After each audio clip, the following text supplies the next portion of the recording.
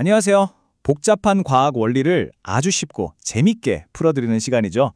오늘은 말이죠. 우리 눈으로는 절대 볼 수 없는 이 분자의 세계를 속속들이 들여다보는 아주 특별한 기술에 대해 이야기해볼까 합니다. 바로 핵자기 공명, 우리가 줄여서 NMR이라고 부르는 분광법이에요. 자, 한번 상상해 볼까요? 화학자나 생물학자들이 막 새로운 약이나 신소재를 만들었어요. 근데 걔네들이 만든 분자가 도대체 어떻게 생겼는지, 정확히 어떤 구조인지 어떻게 알 수 있을까요? 이건 뭐 눈 감고 레고 조립하는 거랑 똑같은 거 아니겠어요? 바로 이 질문, 이게 오늘 우리가 파헤쳐볼 이야기의 핵심입니다. 바로 그 역할을 하는 게 NMR입니다. 말하자면 분자 하나하나를 찍는 초정밀 카메라 같은 거죠. 이 카메라 덕분에 과학자들은 원자들이 서로 어떻게 연결되어 있는지, 또 분자가 전체적으로 어떤 입체적인 모양을 하고 있는지 아주 정확하게 알아낼 수 있는 거예요. 네, 그래서 이걸 좀 학술적으로 정의하자면 이렇습니다. NMR은 용액이나 고체, 심지어는 기체 상태에 있는 분자의 구조랑 특성을 알아내는 데 쓰는 분광 기술이다 라고 할 수 있죠. 지금 현재로서는 분자 구조를 연구하는 데 있어서 가장 강력하고 또 가장 널리 쓰이는 방법 중 하나고요. 단순히 이렇게 생겼다 하고 구조만 보는 걸 넘어서 분자가 막 살아 움직이는 모습까지 포착할 수 있는 정말 대단한 기술입니다. 아니, 그럼 대체 NMR은 어떻게 작동하는 걸까요? 그 비밀은요, 바로 원자의 가장 깊숙한 곳, 그러니까 원자 핵에 숨어 있습니다. 자, 지금부터 그 비밀을 한번 파헤쳐보러 가시죠. 근데 여기서 진짜 흥미로운 게 뭐냐면요. 이 NMR이라는 카메라가 모든 원자를 다 찍을 수 있는 그런 맞는 카메라는 아니라는 거예요. 어떤 원자는 NMR한테 나 여기 있어 하고 신호를 보내는데 어떤 원자는 아무리 들여다봐도 감지가 안 돼요. 도대체 이 차이가 어디서 오는 걸까요? 그 비밀은 바로 스핀이라는 아주 독특한 성질에 있습니다. 쉽게 말해서 원자 핵이 아주 작은 꼬마 자석처럼 행동해야 NMR이 여기 있구나 하고 감지할 수 있거든요. 그런데 보세요. 양성자랑 중성자 개수가 전부 짝수면 이 꼬마 자석들의 힘이 서로 완벽하게 딱 상쇄가 돼버려요. 그래서 전체적으로는 아무런 자기적 성질이 안 나타나는 거죠. 우리가 흔히 아는 탄소 10이나 산소 16이 바로 그래서 NMR이 안 보이는 겁니다. 하지만 양성자나 중성자 둘 중 하나라도 홀수계면 어떻게 될까요? 이 균형이 깨지면서 원자핵이 드디어 꼬마 자석처럼 행동하기 시작하는 거예요. 바로 이 작은 불균형 덕분에 수소나 아니면 좀 특별한 탄소 13 같은 원자들이 NMR한테 신호를 보낼 수 있게 되는 거죠. 자, 그럼 현대 NMR 실험은 어떻게 진행될까요? 크게 보면 딱 세 단계입니다. 첫 번째는 정렬. 이건 뭐냐면 수많은 꼬마 나침반 같은 원자핵들을 어마어마하게 강력한 자기장으로 쫙 한 방향으로 줄 세우는 거예요. 두 번째는 여기, 즉 들뜨게 만드는 건데요. 라디오 주파수를 팍 쏴서 예쁘게 정렬돼 있던 애들을 흐트러뜨리는 거죠. 그리고 마지막 가장 중요한 경청 단계입니다. 흐트러졌던 이 나침반들이 다시 원래 자리로 돌아가려고 하면서 웅 하고 미세한 신호를 내보내는데 이걸 듣는 과정이에요. 바로 이 신호 안에 분자의 모든 비밀이 담겨 있는 겁니다. 자, 이제 신호를 얻었습니다. 그럼 이제부터가 진짜죠. 이 신호가 담고 있는 비밀스러운 화학적 언어를 해독해 볼 시간입니다. 과학자들은 대체 이 신호를 보고 어떻게 분자의 구조를 그려내는 걸까요? 여기에 등장하는 핵심 개념이 바로 화학적 이동입니다. 이건 뭐랑 비슷하냐면요. 분자 안에 있는 원자 하나하나에 고유한 주소를 딱 찍어주는 거라고 생각하시면 돼요. 똑같은 수소 원자라고 해도 분자 안에서 어느 동네에 사느냐, 즉 어떤 위치에 있느냐에 따라서 이 주소값이 미세하게 달라지거든요.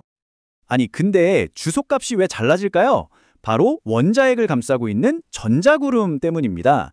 이 전자구름이 외부에서 오는 강력한 자기장을 막아주는 일종의 보호막 역할을 하거든요. 그래서 주변에 전자가 풍부하면 이 보호막이 두꺼워져서 원자핵이 자기장을 좀 덜 느끼게 돼요. 그러면 신호는 스펙트럼의 오른쪽, 그러니까 숫자가 낮은 쪽으로 갑니다. 이걸 우리가 가려막혔다고 표현해요. 반대로 주변에 산소처럼 전자를 막 뺏어가는 욕심쟁이 원자가 있으면 어떻게 될까요? 전자구름을 뺏겨서 보호막이 얇아지겠죠? 그럼 원자핵이 자기장을 더 강하게 느끼게 되고 신호는 왼쪽, 즉 숫자가 높은 쪽으로 쭉 밀려나게 됩니다. 이걸 벗겨졌다고 하는 거고요. 바로 이 원리 덕분에 우리는 이 주소값, 즉 화학적 이동값만 딱 봐도 이 수소는 대충 이런 환경이 있겠구나 하고 짐작할 수 있는 거예요. 예를 들어 알케인 같은 단순한 탄화수소에 붙은 수소는 오른쪽에 나타나고 벤젠골이나 카복실산처럼 전자가 좀 부족한 환경에 있는 수소는 왼쪽에 나타나죠. 근데 여기서 진짜 재밌는 게 있어요. 금속에 직접 붙어있는 수소화물 같은 애들은요, 전자가 너무너무 풍부해서 신호가 0보다 훨씬 작은, 심지어 마이너스 값에서 나타나기도 합니다. 신기하죠? 자, 지금까지는 NMR을 통해서 분자의 정적인 사진, 그러니까 주소를 찾는 법을 알아봤어요. 근데 여러분, 분자들이 가만히 있을까요? 아니죠. 얘네들은 끊임없이 움직입니다. NMR의 진짜 무서운 힘은 바로 이 분자들의 움직임, 그 역동적인 모습까지 포착할 수 있다는 데 있어요. 지금부터 그 세계로 한번 들어가 보시죠. 오늘의 주인공은 바로 3플로오린화 염소, ClF3라는 분자입니다. 생긴 걸 보면요, 가운데 염소가 딱 있고 플로오린 3개가 T자 모양으로 붙어 있어요. 가만히 보면 위아래로 뻗은 축 방향의 플로오린이 하나, 그리고 양옆으로 뻗은 적도 방향의 플로린이 2개, 명백하게 서로 다른 두 종류의 플로린이 있는 게 보이시죠? 그렇죠. 구조만 보면 당연히 환경이 다른 플로우린이 두 종류니까 신호도 두 개가 나와야 맞습니다. 하나는 축방향 플로우린 신호, 다른 하나는 적도 방향 플로우린 신호. 자, 과연 결과는 어땠을까요? 그런데 놀랍게도 상온에서 이걸 딱 찍어보면요, 신호가 흐릿하게 딱 하나만 보입니다. 이게 어떻게 된 일일까요? 바로 분자가 움직이는 속도가 NMR의 셔터 스피드보다 훨씬 빠르기 때문이에요. 축자리에 있던 플로린이랑 적도 자리에 있던 플로린들이 눈 깜짝할 사이에 서로 자리를 휙휙 바꾸고 있는 거죠. 너무 빠르니까 NMR은 그 둘을 구분하지 못하고 그냥 평균적으로는 이렇게 생겼네 하고 흐릿한 사진 한 장만 찍어내는 겁니다. 자, 이제 마법을 부를 시간입니다. 이 분자를 아주 차갑게 온도를 확 낮춰서 얼려버리는 거예요. 그러면 분자의 움직임이 엄청나게 둔해지겠죠? 바로 그때 드디어 NMR이 이 분자의 정지된 진짜 모습을 포착하게 됩니다. 그리고 그 결과는 우리가 처음 예상했던 그대로 아주 뚜렷한 두 개의 신호가 딱 나타나는 거죠. 그리고 더 결정적인 증거는요, 이 두 신호의 색이, 그러니까 면적을 비교해 봤더니 정확히 1대2 비율로 나오는 거예요. 이건 뭘 의미할까요? 바로 축방향 플로오린이 1개, 적도 방향 플로오린이 2개라는 T자형 구조를 완벽하게 증명하는 거죠. 보세요. 이렇게 NMR은 분자의 정적인 구조뿐만 아니라 이런 동적인 특성까지 밝혀낼 수 있는 정말 강력한 도구인 겁니다. 자, 이렇게 실험실에서 쓰는 엄청난 기술이 과연 우리 실생활하고는 무슨 관련이 있을까요? 사실 여러분은 이 기술을 이미 다른 이름으로 만나보셨을 가능성이 아주 높습니다. 혹시 병원에서 검사 받아보신 적 있으세요? 그렇다면 아주 익숙한 이름일 텐데요. 바로 네, 맞습니다. 바로 MRI예요.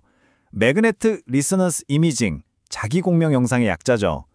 사실 이 기술의 원래 이름은 핵자기공명 영상, NMRI였어요. 그런데 핵이라는 단어가 주는 느낌이 좀 그렇잖아요. 그래서 대중들의 불안감을 없애려고 이름에서 핵자를 뺐다고 합니다. 원리는 우리가 지금까지 얘기한 NMR이랑 완전히 똑같아요. 우리 몸의 대부분을 차지하는 물 분자, 그 물 분자에 있는 수소 원자들을 NMR로 찍어서 몸속을 훤히 들여다보는 기술인 거죠. 근데 여기서 정말 깜짝 놀랄 만한 사실이 있습니다. 바로 자석의 힘, 그러니까 자기장의 세계인데요. 보통 병원에서 쓰는 MRI가 한 3테슬라 정도의 자기장을 쓰거든요.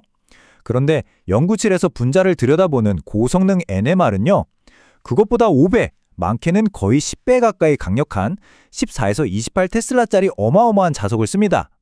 왜냐하면 자기장이 강할수록 분자를 보는 해상도, 즉 화질이 훨씬 좋아져서 아주 미세하고 복잡한 구조까지 선명하게 볼 수 있기 때문이에요. 지난 한 20년 동안 NMR 기술은 정말 눈부시게 발전했습니다.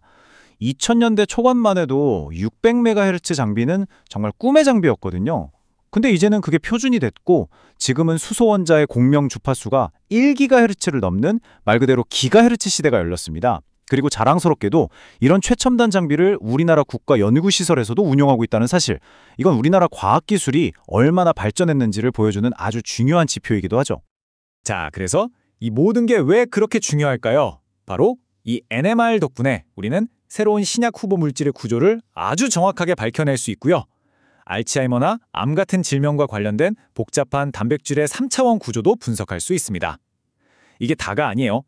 우리가 먹는 식품의 품질을 관리하거나 우리 몸속에서 일어나는 아주 근본적인 생명 현상의 비밀을 푸는 데에도 이 NMR이 결정적인 역할을 하고 있습니다.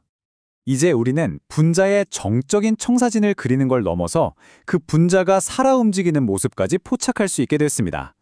이 놀라운 분자 카메라를 손에 쥔 인류는 과연 앞으로 또 어떤 보이지 않는 세계를 발견하게 될까요? 그 가능성은 정말 무한하다고 할 수 있겠습니다.